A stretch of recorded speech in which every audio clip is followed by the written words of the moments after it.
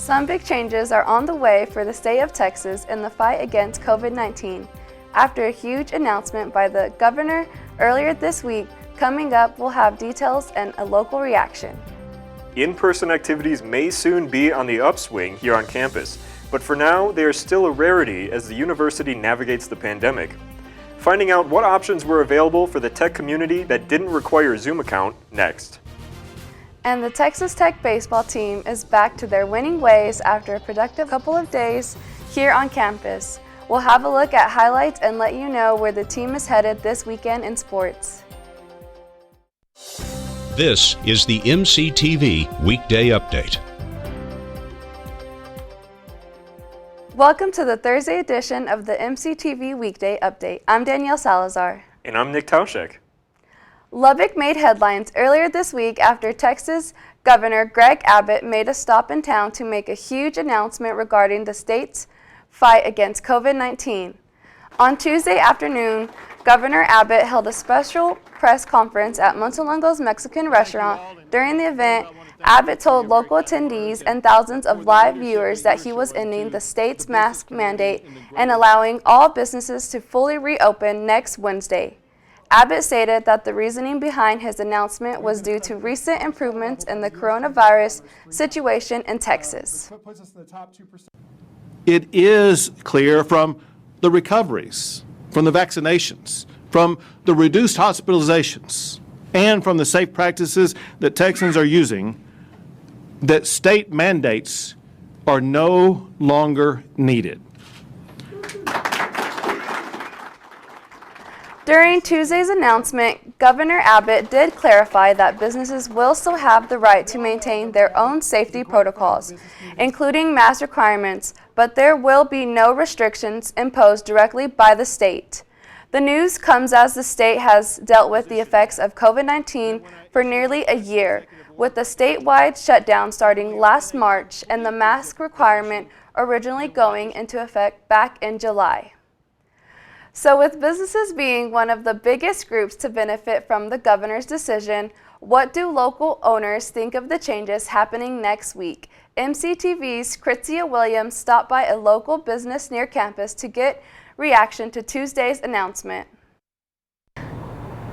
Thanks, guys. Governor Greg Abbott recently announced that he is opening Texas not 50%, not 75 or 80%, but 100%. On top of that, he is taking away the requirement of wearing masks. I spoke with local businesses just like this one to see how they were feeling about the recent changes.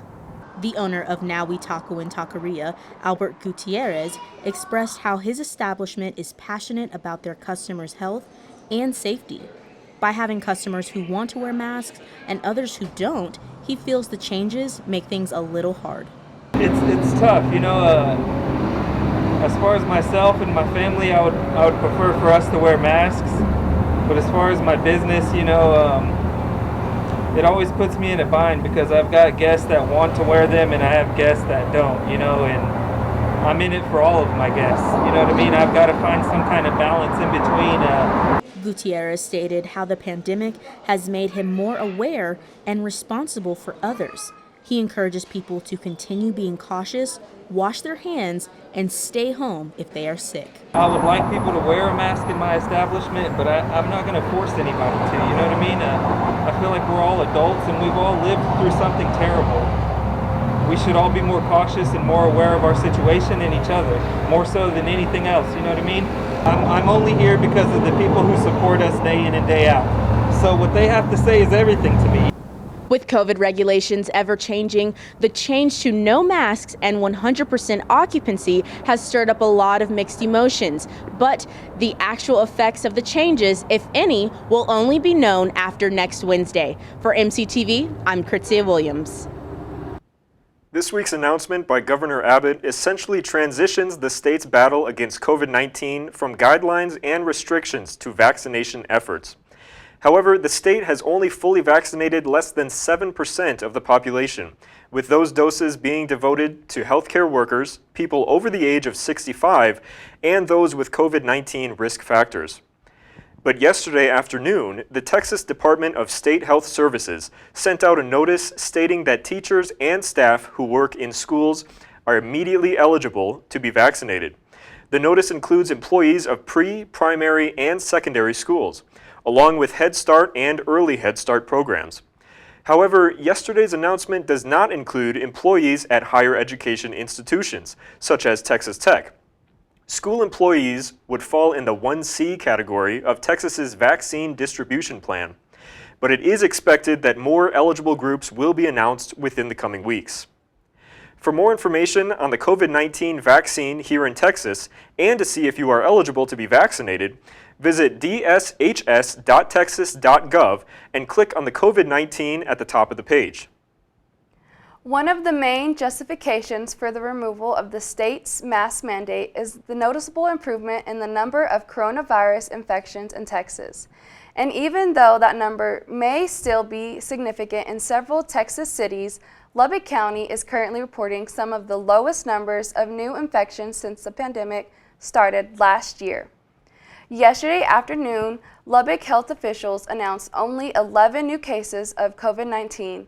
That number is the third lowest daily report of new cases since last June. The announcement also included 12 new recoveries, bringing the number of total active cases down to 286. Wednesday's announcement also included 2 more deaths, increasing the total number of COVID-related fatalities to 711. Here on campus, there were no new cases of COVID-19 included in yesterday's report, but there were 2 new recoveries. Texas Tech's active cases currently stand at 29.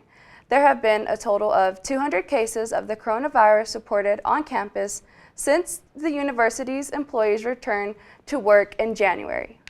Speaking of the Texas Tech campus, there has still been no official word on whether or not the university will be changing any guidelines in response to Governor Abbott's announcement. As of right now, the campus still requires masks, maintains occupancy restrictions in most areas, and has restrictions on public gatherings. In anticipation of possible changes to university policies, the Student Government Association has called for an emergency Senate session, which will be held this evening in the Media and Communication Building starting at 6 p.m. The Senate will meet to propose and discuss a resolution recommending that university officials continue the current mask requirement. If passed, the resolution would then be given to campus administrators, who will consider that recommendation as they finalize new guidelines. The SGA posted a tweet on their Twitter account yesterday afternoon informing the TTU community of the meeting and asking that students contact their senators directly with questions, comments, and concerns. If you would like to listen in to tonight's SGA meeting, you can tune in to the university's student radio station, KTXT The Raider 88.1 FM. If you don't have access to radio, you can also listen online by visiting ktxtfm.org or through the TuneIn app. After a mild start to the week, spring-like conditions made a return to the Lubbock area over the last couple of days. Mostly sunny skies helped temperatures climb above 60 degrees on Tuesday, and highs topped out near 80 degrees yesterday afternoon. So will these changes stick around into the weekend? Let's take a look at the MCTV's forecast. The MCTV Tower Cam is showing partly cloudy skies this afternoon. Temperatures have once again been on the rise, with highs already reaching the mid-70s this afternoon. But gusty winds are also making a return today, with speeds reaching as high as 35 miles per hour. Those winds should drop off overnight as skies clear and temperatures drop into the 40s. Tomorrow, the winds will make another appearance in the Lubbock area, with gusts possible up to 40 miles per hour. The windy conditions are part of a cold front that will keep temperatures below 60 tomorrow afternoon and make for a chilly evening with lows back in the 30s. On Saturday, the winds will calm down and we should see a return of the sun for most of the day. Highs that afternoon should make it into the 60s, but overnight lows will drop back below 40. On Sunday, the last day of the weekend, will also be the warmest, with temperatures climbing near 70 degrees. Wind speeds will once again increase, with gusts possible above 25 miles per hour Sunday evening. Should be pretty mild with partly cloudy skies and a low in the mid-40s. Looking ahead, spring-like conditions could make a firm return into the area next week with higher temperatures and more wind. With the possibility of lesser COVID-19 restrictions on campus in the coming week, students may have more in-person options in the near future. But even with the current guidelines, there are a few options here on campus over the weekend. All last week, the Office of Risk Intervention and Safety Education hosted Love Your Body and Soul Week with both virtual and in-person events. On Friday, the week-long set of events wrapped up with an outdoor yoga session in the new Sub Raider Commons. RISE partnered with the Student Rec Center to offer students a chance to relax and de-stress during the university's first Spring Wellness Day. And although several students showed up to enjoy the session in person, there was also a virtual option for those unable to attend.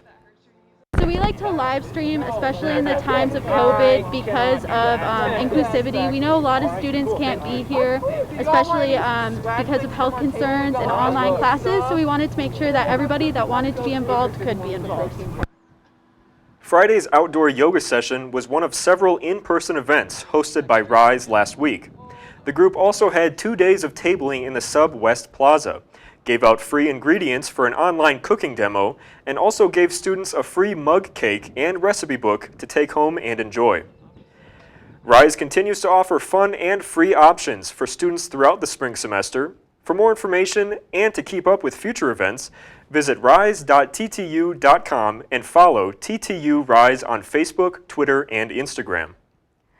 The Sub played host to another in-person event last weekend, giving members of the local community the chance to learn about an important issue.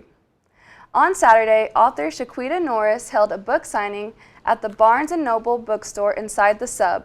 From 11 a.m. to 1 p.m., Norris was available to talk to visitors about her new autobiography and her struggle with sickle cell anemia. Sickle cell anemia is a blood disorder that causes misshaped blood cells resulting in infection, pain, and fatigue. The disease has no cure, leading to a lifelong battle that Norris is using to help educate the public about hereditary blood disorders. I just wrote it just because I have sickle cell and I just want to know and I just want to show more awareness to it because there's not enough awareness for it. There's not enough of treatment. There's not enough people that know how to do it, how to treat it, what people go through that have sickle cell, things like that. During Saturday's book signing, Norris took the time to sit down with several groups of people to talk about her experiences with sickle cell anemia. Norris's autobiography is now available for purchase at the Sub Barnes & Noble as well as Amazon.com. This week marks the last week of regular season play for Tech's men's and women's basketball teams. Both teams have already seen action since Monday, with the Red Raiders kicking off their busiest stretch of the season with a win here on campus. On Tuesday, Texas Tech hosted TCU in a 6 p.m. matchup at the United Supermarkets Arena. TCU came into the contest in 8th place in the conference, right behind the Red Raiders. But Tech clearly showed why they were the better team as they pulled away with 11 minutes left in the first half and never looked back. Tech took a 14-point lead into halftime, then pushed it to 20-plus points midway through the second half. The Red Raiders held on to that lead through the rest of the game, giving the bench a chance to play for some playing time and allowing every player but one to score. Tech's defense was also on full display, holding the Horned Frogs to under 50 points, with a final score of 69-49. The Red Raiders continue a whirlwind week of play as they host Iowa State tonight at the USA. Tip-off is set for 6 p.m. with TV coverage on Big 12 now on ESPN+. Then the team will finish out Big 12 play on Sunday with its biggest game of the season so far against number 3 ranked Baylor. The matchup between the Red Raiders and Bears is scheduled for 3 p.m. Sunday afternoon in Waco, and you can catch all the action on ESPN. On the women's side, the Lady Raiders officially finished up the Big 12 regular season on Monday night on the road against Oklahoma. Unfortunately, the team came up short against the surging Sooners. Tech started off strong in the first half, outscoring Oklahoma 46-35 at halftime. But after the break, the Sooners came out ready to play, holding Tech to 33 points in the half. and taking home the win 88-79. Seniors Lexi Gordon and Vivian Gray both continued their scoring runs, with Gordon putting up 23 points and Gray scoring 22. Gray also had 5 rebounds, 3 assists, 1 block, and 3 steals to top off another huge night. But the rest of the roster was mostly quiet, with only one other Lady Raider making it into the double digits on that night. Next up for the Lady Raiders is the Big 12 tournament, which starts next Thursday in Kansas City. Texas Tech is waiting out the rest of the league as several teams play makeup games through the beginning of next week. Even though home court play wraps up for Texas Tech basketball tonight, the Red Raider baseball team is just getting started. After a rough start to the season, the Red Raiders seem to be back in their normally impressive groove, putting on a show at home earlier this week. On Tuesday and Wednesday, Texas Tech welcomed in Texas Southern to Dan Law Field at Rip Griffin Park for their first midweek series. Both games helped back up the Red Raiders' number 10 ranking as they knocked off the Tigers 14-2 on Tuesday and then run-ruled them 15-0 yesterday afternoon. Jace Young and Dylan Noisy both drove in 4 runs in Tuesday's contest, but then Young decided to steal the show on Wednesday, hitting 2 home runs and driving in 5 RBIs in Tech's 7-inning shutout. Between both games, the Red Raiders outscored the Tigers 29-2, giving up only 7 hits in 16 innings of play. Tomorrow, Tech heads south for a 3-game matchup in the Houston Shriners Hospitals for Children College Classic. Tech will kick off the weekend festivities against Texas State at 7 p.m. on Friday. First pitch from Minute Maid Park is set for 7 p.m. and will be broadcasted on AT&T Sportsnet Southwest. So Nick, do you have any big plans as we head into the first weekend of March? Funny you should ask, because my parents are actually coming down this weekend, so I'm kind of putting together a schedule. Maybe we'll feed some prairie dogs or eat some chicken somewhere. I'm not sure though. Sounds good. I hope y'all enjoy your weekend. That's all for today's edition of the MCTV Weekday Update.